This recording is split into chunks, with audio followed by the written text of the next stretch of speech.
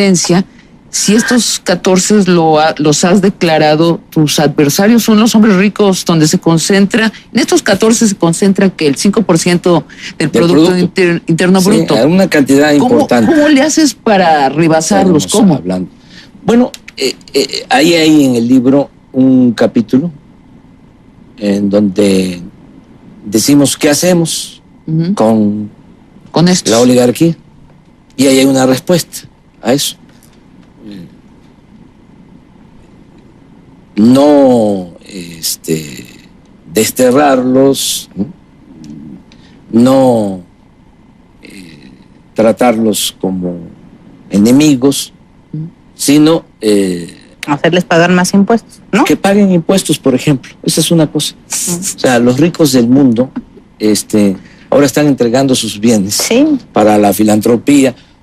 ¿Qué tal? La mitad de sus fortunas, ¿no? Sí. Entonces aquí no les pediríamos eso, nada más que paguen impuestos y que además haya una nueva legalidad, que el presupuesto sea público, que las riquezas de México se distribuyan con justicia, que nunca más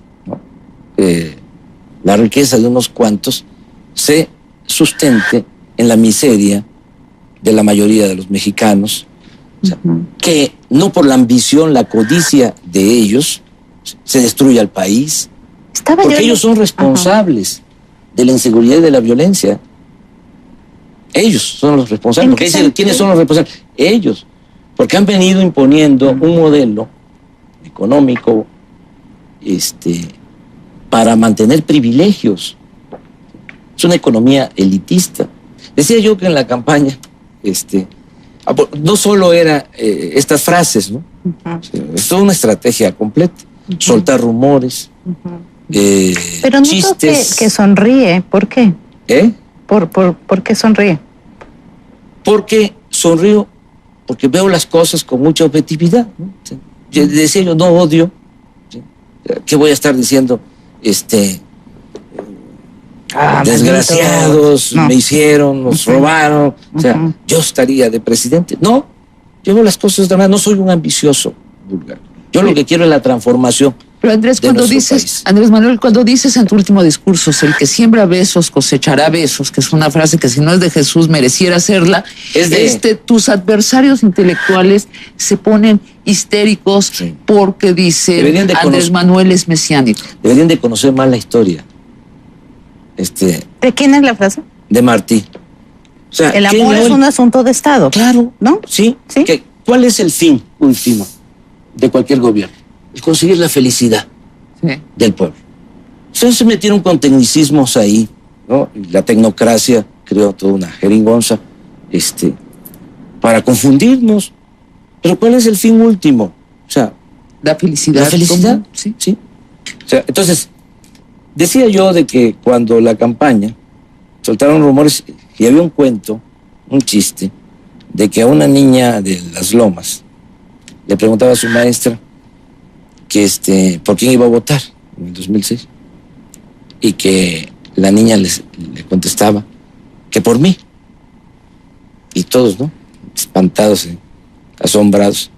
¿Pero por qué? No, es que ya dijo mi papá que si gana Andrés Manuel nos vamos a ir a Miami. Fíjate, el grado de manipulación. Qué lamentable que mucha gente que creyó eso ahora por la inseguridad se está yendo a Miami. Ponen a Calderón. No es que también le vieran dotes de estadista a Calderón. Lo que no querían era que llegáramos nosotros. Lo que no querían es que se diera el cambio. Calderón, lo estamos viendo, no estaba, con todo respeto, ni para Ministerio Público. A ver, una pregunta. Pensando que efectivamente la situación de narcotráfico era tan grave como este gobierno ha dicho, ¿de qué manera lo hubiera tratado usted? ¿Declarando una guerra? No. ¿Cómo vas a declarar una guerra? Pregunto. Al interior del país, entre mexicanos. No sé quién le sugirió de que era o que iba a ser un día de campo y le pegó un garrotazo a lo tonto, al avispero. Nunca imaginó, estoy absolutamente seguro, de lo que iba a desatar y del daño que iba a ocasionar. Entonces, nosotros no hubiésemos actuado. ¿Por qué siempre dicen nosotros? Bueno, ¿por qué? Porque no me gusta decir yo. Decir yo, sí, la cuestión del individualismo. Bueno, ustedes se van a lanzar en el 2002. Fíjate que qué bueno que me dices eso, porque sí, así va a ser. No, a ver, en serio, ¿cómo? No, así va a ser exactamente. Nosotros. Okay. Nosotros. Y va a ser, vamos. Okay. El movimiento. Porque si digo yo, ¿no? Puede ser que me acusen de actos anticipados de campaña. Entonces, como es movimiento, no es ningún partido, es un movimiento, no tienen por qué acusarnos. O sea, el movimiento va al 2002. Es eso, así, te claro. El movimiento va al 2. Y tú eres el candidato al movimiento. Vamos a ver en su momento lo que más convenga. Yo estoy. ¿Y quién va a participar en esa encuesta? ¿Todos vamos a poder participar? ¿Solo los militantes del movimiento? Eso se vería en su momento. ¿Del PRD? Yo tomé la decisión de decir vamos, ¿sí? Y yo iría de nuevo para volverle a ganar a la mafia del poder, que claro, ellos no quisieran eso, quisieran a cualquiera menos a mí. Por eso los puso tan nerviosos. Marcelo Ebrard es también parte de este movimiento. ¿Podría ser un candidato, Marcelo? Sí, cómo no. Yo planteé de que vamos, lo teníamos que hacer ahora, porque se están dando las alianzas. Yo no estoy de acuerdo con eso, de las alianzas con el PAN. ¿Con el porque PRI? Tampoco. Sostengo que el PRI y el PAN son lo mismo. Se tendría que ir la izquierda sola. Si no, sí. No. Y si no, ¿usted quitaría el apoyo del movimiento? Si no está de acuerdo. Por ejemplo, que el PRD se alía con el PAN para evitar la llegada del PRI. ¿Usted se sale? No, quita. Al movimiento. Nosotros no vamos. ¿O se quita el movimiento? No, no solo nos hacemos a un lado. Nosotros participamos, pero con otro partido. Con nuestro proyecto. Okay. O sea, con nuestro proyecto. Se estaba dando, y todavía, esta idea, ¿no? De crear dos bloques, ¿no? Con el propósito de evitar el regreso del PRI, extrapolando, como si se pudiese hacer experiencias como la chilena. Sí, de la concertación. Se pone al PRI como Pinochet, en donde allá se junta el Partido Socialista y la Democracia Cristiana para enfrentar a Pinochet. No, eso no tiene que ver con nosotros. O sea, para empezar, los 30 que mandan el país tienen la franquicia del PRI y del PAN y usan al PRI y al PAN de acuerdo a lo que les conviene. Ahora que ya no les sirve el PAN y Calderón, lo hacen a un lado. Y ahora la apuesta es al PRI y a Peña Nieto. Porque al final eso no les afecta en nada. Hablemos de la transformación. Para hacer una transformación, para hacer cambios grandes, se afectan intereses grandes establecidos. ¿Cuáles son, digamos, los 3 cambios principales que propones? Bueno, para empezar, el cambio más importante es que logremos la transformación de abajo hacia arriba. Mujeres y hombres. ¿A eso se refiere con el solo el pueblo puede salvar al pueblo? Sí, solo el pueblo puede salvar al pueblo. Okay. Solo el pueblo organizado puede salvar a la nación. Esa es nuestra estrategia. Pero, entonces, esto incluye... No son los pobres únicamente. No, porque en nuestro movimiento hay mujeres y hombres de todos los sectores sociales, no solo para ganar la presidencia, sino para llevar a cabo la transformación. Porque las instituciones están tomadas.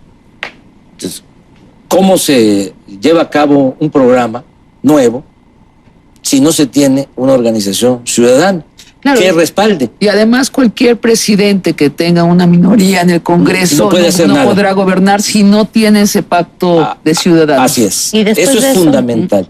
O sea, debe darse una insurgencia cívica para lograr la transformación de manera pacífica, con la participación. Y eso es lo que estamos construyendo. O sea, yo tengo mucha confianza, mucha fe de que lo vamos a lograr. debe darse una insurgencia cívica para lograr la transformación, de manera pacífica, con la participación. Y eso es lo que estamos construyendo. O sea, yo tengo mucha confianza, mucha fe de que lo vamos a lograr. Ese es el cambio número uno. Ese es lo fundamental. Los otros dos. Ahora, en la parte económica, o sea, varias cosas. Que ya no compremos los alimentos en el extranjero, que se produzcan en México. Es un absurdo lo que han hecho. Compramos maíz, frijol, arroz, aceite, leche, desechos de pollo, carne de res. Se abandonó el campo. O sea, compramos alimentos y estamos exportando mano de obra. 16, 20 mil millones de dólares. Entonces, un planteamiento así es, logremos la autosuficiencia alimentaria, la soberanía alimentaria, porque esto va a generar beneficios, va a crear un ambiente distinto. Yo recorrí el país y son pueblos abandonados. ¿Por qué? Sí. Porque se acabó con la política de fomento distinto. Otro asunto que también es muy interesante es que ya no vendamos petróleo crudo al extranjero. Que lo transformemos aquí. Que lo procesemos aquí. ¿Y de dónde sacamos la inversión para hacer 3 refinerías si no podemos hacer una? Del mismo dinero. O sea, es que no es un problema de presupuesto. O sea, en la parte económica, por ejemplo, ¿no? Un ajuste para reducir el gasto. Una política a la mitad, de austeridad republicana. ¿Y con eso se va a juntar cuánto? 200 mil millones. Okay. O sea, con eso da las 3 refinerías que hacen falta, se podrían construir con 50 mil millones. Estamos hablando de 200 mil millones. Pero no solo eso. Como no pagan impuestos. Los 30 que manejan el país. 400 que son dueños de grandes corporaciones tienen ingresos de 5 billones al año. Ingresos. Esa sí es la mitad del Producto Interno Bruto. La mitad de toda la riqueza que se genera en el país. Y no pagan impuestos. Nada, cero. Pagaron formalmente el 1.7%. Pero al final prácticamente les devuelven eso poco que contribuyen. Y entonces, si ellos pagan impuestos, igual como lo hacen sus homólogos o sus pares en Estados Unidos, en Francia, en cualquier parte. O sea, nos alcanza para las 3 refinerías y demás. Bueno, pero ¿por qué no se hacen las refinerías? O sea, si es de sentido común, es de juicio práctico, por el negocio. Quienes estamos aquí no sabemos a ciencia cierta quién compra la gasolina en el extranjero. Compramos el 40% de la gasolina que consumimos, 300 mil barriles diarios, 15 mil millones de dólares al año. ¿Y saben ustedes quién hace esas operaciones? No. Nadie sabe. Nadie sabe. Entonces, mientras esos negocios se mantengan, pues, ¿cómo se van a construir la refinería? Entonces, un planteamiento es, ya no vendamos petróleo, sí modificar la Constitución para elegir a los ministros de la Corte, para que las instituciones estén al servicio del pueblo. Que no pase esto que sucedió con lo de la guardería ABC de Hermosillo, ¿no? Que hay impunidad. ¿Por qué? Porque los ministros reciben consigna. No, cuidado, no voy a decir algo más, porque si no, como Marcelo Ebrard lo van a demandar, ¿eh? No, yo siempre he dicho de que las instituciones están tomadas, están secuestradas. Que no es cierto que están al servicio del pueblo, que están al servicio de estos 30. Bueno. Siempre lo he dicho y vamos a seguir planteando. Qué gusto platicar contigo y acuérdate, esto es territorio libre. Cuando quieras regresar a platicar, Sabina, muchas gracias, Katia. Yo les felicito por este programa, porque por eso vengo, porque aquí no hay censura, no se incomodan ustedes con nada. Bueno, hay libertad. Así ¿no? es. Y podemos hablar con franqueza. Muchas